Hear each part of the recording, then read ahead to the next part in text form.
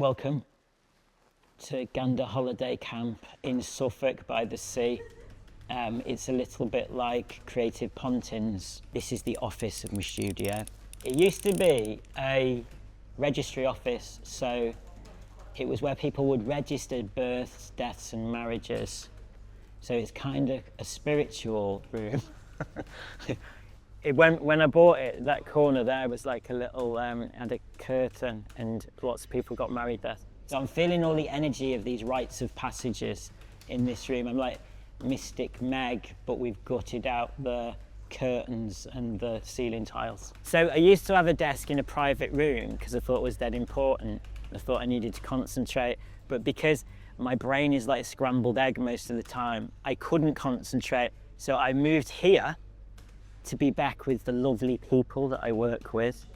And it seems to go a bit better, although I spend less time working, more time chatting, but that's also a kind of vibe master role to whip up energy. As you can see, everyone's very, very excited.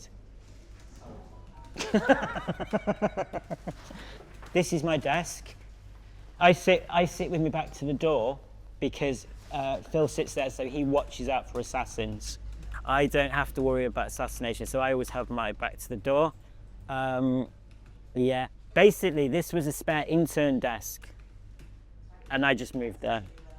And also it's kind of cool because when I do Zooms, it's a nice view of the kitchen, so it looks very homely, but it does mean that when I'm emailing my therapist, everyone can read what I should actually have my monitor facing the wall, shouldn't I?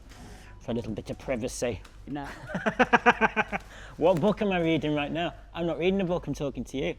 But I have this weird Mystic Meg feeling that if you surround yourself by books, the energy from the book and the knowledge just oozes through the spine and into your being, so you don't actually have to read them, you can just be around them, and then you're educated.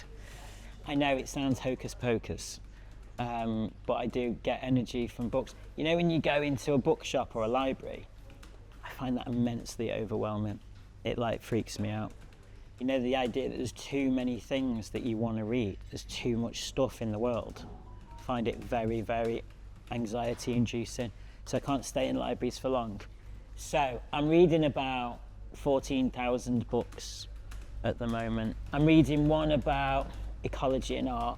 I'm reading one about subvocal conversations and autism. I'm reading one about fly fishing. Favourite book, do you want to know my favourite book that I read last year? Was Perfection by Vincenzo Latronico. It's like a really compromising book to read because it tricks you, seduces you into associating with a lifestyle that actually is really bad for you. So that was a good one.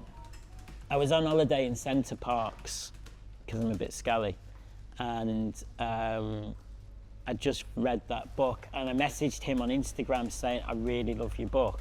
And he wrote back saying, Ryan, it's so nice to hear from you after all these years. I was like, I don't know you. Turns out I did know him.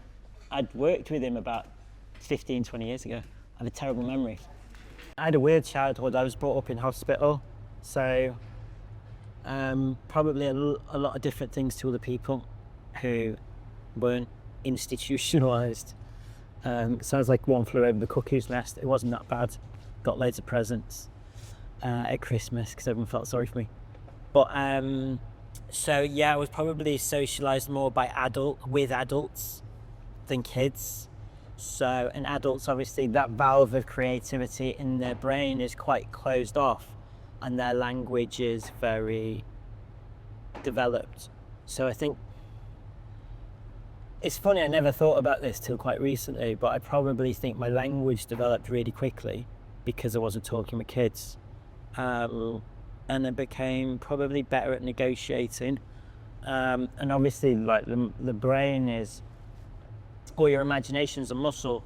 So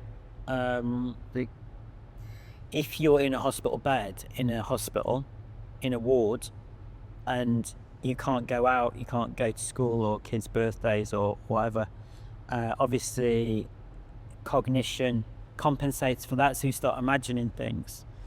in your imagination, prototypes, versions of experiences that you can't have, which is actually fucking ace, because it means that the things that you imagine are usually better than the things that actually happen that you can't physically access. Do you know when you're with your kids and you like chuck a sheet over a chair and you pretend it's a den, you make like a den and you crawl in there and the kids are like, oh, it's a home, it's a home.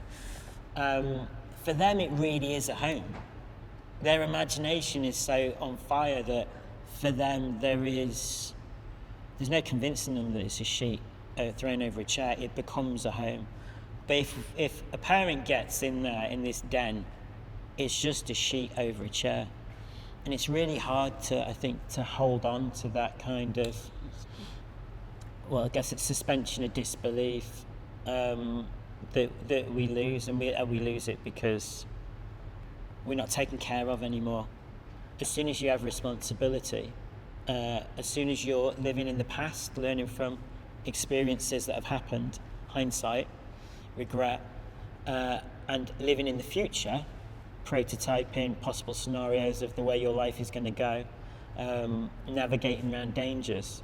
As soon as you're living in the past and the future, you're not really in the present anymore. And obviously children, because they don't have to worry about the past and the future, they're acutely in the present. And I think that's how the imagination becomes, that's nutrition for the imagination. That's how it becomes bloated and excited. And yeah, I mean, you see it in art, don't you? Like all art, almost all art is artists repeating the thing that they always do. Everyone has a stylistic signature. They all have their look, their vibe, the thing that they do. And they do a little one, a small one, a blue one, a red one, whatever. That's not really art though, is it? Art by definition should be about making mistakes and taking chances and trying to push things forward, do things that have never been done before, defy expectation. Yeah, my dad worked at Vauxhall's in Ellesmere Port, which is just south of Liverpool on the Wirral. And he was an engineer in the car plant, and he said, I remember him saying to me, he saw a documentary of an artist, and he said, I'm not going to say who, so I'll be cancelled, and he said, why does she do the same thing every day? She's done the same thing every day for 40 years. And that's what I do at the car factory. If I was an artist, I'd do something different every day. And I was like, that is such a good kind of working premise for a life as an artist. That everything that you do the next day, you should do something else. And do it as massively distant from the last thing that you did. To test yourself and test your brain, test your imagination. I pretend I am in a forest in the snow, and I arrive on a ski machine with a trailer with food and supplies. And then when I arrive, there's a little wooden hut, and the wooden hut is the exact layout and design of the shed in the garden at my old house. And I know the layout inside, and there's a bed and there's a wood burner, and I like the wood burner, and I get dry from the snow, and I cook dinner and I'm asleep. I fall asleep. And I have used this tactic for 5-6 years, and it always works. Is it an escapism question, or is it a romanticism question? Romanticism daydream involves berets, garrets, galois, glasses of red wine, stuff like that. And then the escapism kind of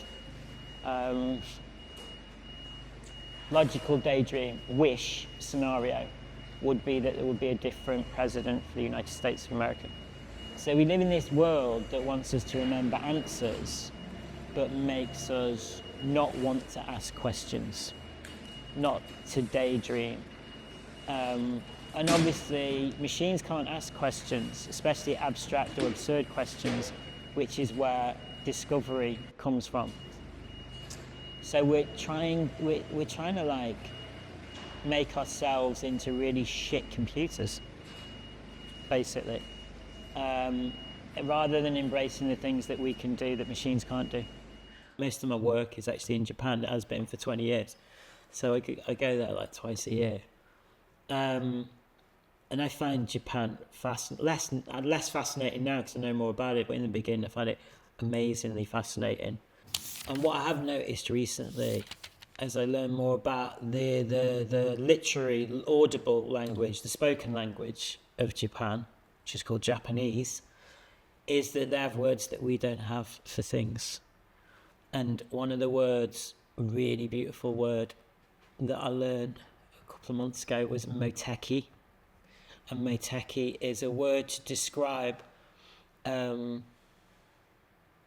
non-physical vibe. It's a vibe basically, but it's a vibe that makes somebody attractive and alluring, but not in a physical way, in like a sapiosexual way, like about their, like you give off an energy that makes people magnetized towards you.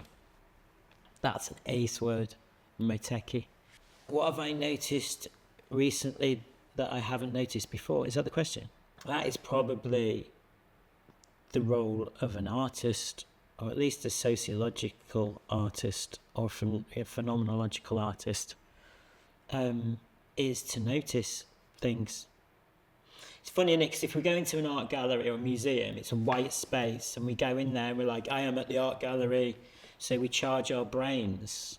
And as we enter, we're like, I should be aware of everything. I should read everything. I should interpret the visual language around me and the sign system around me.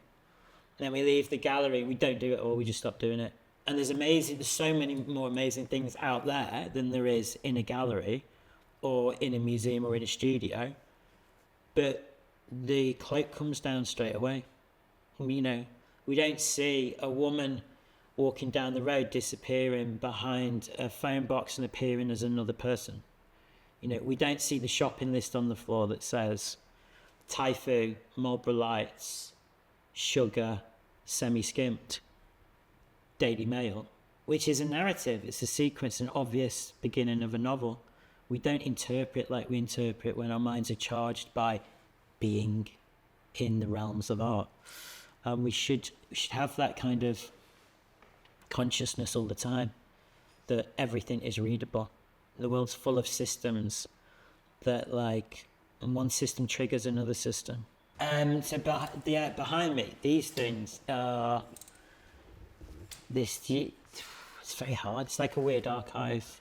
Things to go in something, Monopoly pieces, metal, sentimental things, timers, to give light, rather than what things are. Your mind accidentally produces different associations and collisions between things. So things to give light, obviously we might you could gather things that are yellow together, or you could gather things that are this long together, or you could gather things that give light. And to give light, obviously, you'd be like a candle, a torch, a crucifix. There's lots of interpretations of ideas. So by making a model of definitions of things, I create for myself my own entertainment. Weird entertainment. What a weird job I've got. Just entertaining myself. This is Jimmy, intern from the 80s. That's horrible. His head's come off. He's got some little hooks there so you can have a look inside. So when I got the building, there was one that you couldn't get rid of. So I thought the best thing to do was make a feature of it. So I got lots of them. Now it looks so high security. It's probably more likely to get broken into because there's so many alarms. It's kind of a broken irony to it, broken logic to it. Dropping an ice cream on Llandudno Beach. You know, like a Mr. Whippy ice cream with a flake in it. From the ice cream van. I dropped one of them and it went, and my mum said, don't pick it up, which instantly made me realise, like in a flash, as like a little kid who didn't understand hindsight, retrospect, guilt, loss, mortality, death, and in a flash all those things just seemed really obvious, that I couldn't turn back time to undo my mistake. It's the same when you see children who accidentally let go of a balloon and they see it fly off. There's no pause in that and rewinding it. I think they're early realizations of mortality, weirdly. It's quite hard being human, knowing that you're going to die. Animals don't really have that, do they? Animals, like a little rabbit, will cross the road and get hit by a bus. No. But a human will cross the road, get hit by a bus after spending their entire life worrying about being hit by a bus. Yeah. This year, 50 this year. I know. I look like a boy. It's unbelievable. Who would have thought it? I've been doing that rationalisation where you go, well, I did fuck all until I was 20. I haven't done anything. So I'll start counting from 20 to now, so I'm only 30. So I'm actually only halfway through my life if I live till I'm 80. Is that right? My maths is terrible. See what I mean? It's funny, the word inspiration. There's this saying, inspiration. It was by David Hockney. I always remember. David Hockney once said, in his broad Yorkshire accent, inspiration, she never visits the lazy. Inspiration is a weird word because I actually like the word very much, because it's kind of, I think this is probably another northern thing, that you should model yourself on the things that you dislike, not the things that you like, so that you don't end up mimetics of being like something that you like, but you can narrow down who you are and what you do by identifying all the things that you don't want to be. I think in terms of emotions, jealousy is very inspirational. Everyone thinks jealousy is a really negative emotion, but I mean positive jealousy. When you go to the pub and you're sitting next to an artist and they tell you what they're making, and it just fills you with this feeling of absolute dread, because you know it sounds amazing, and it just makes you want to go straight back to the studio and make more work and be better. And I think there's lots of artists that I have positive jealousy towards, more than, and I would use that term more than inspiration, because inspiration is a bit mystical and a bit wibbly wobbly and diluted, and positive jealousy is very concentrated. And yeah, the last thing I wrote down. Yeah. I write things down obsessively all the time, so that's an easy question. Probably the last thing that I wrote down would be a title, because I have a list of thousands and thousands of titles. The art bit of an artwork probably only makes up about 30% of the artwork. A title could completely shift a work from one thing to another thing. Move It On, Louis Vuitton. It's a good title. Behavioral economics and evolutionary psychology. Capability Brown. Non-verbal is test. The flat art cabal. Certainly worth testing. INFL-T. Pathetic fallacy. Hustle. If Ryan's dead, that's an issue.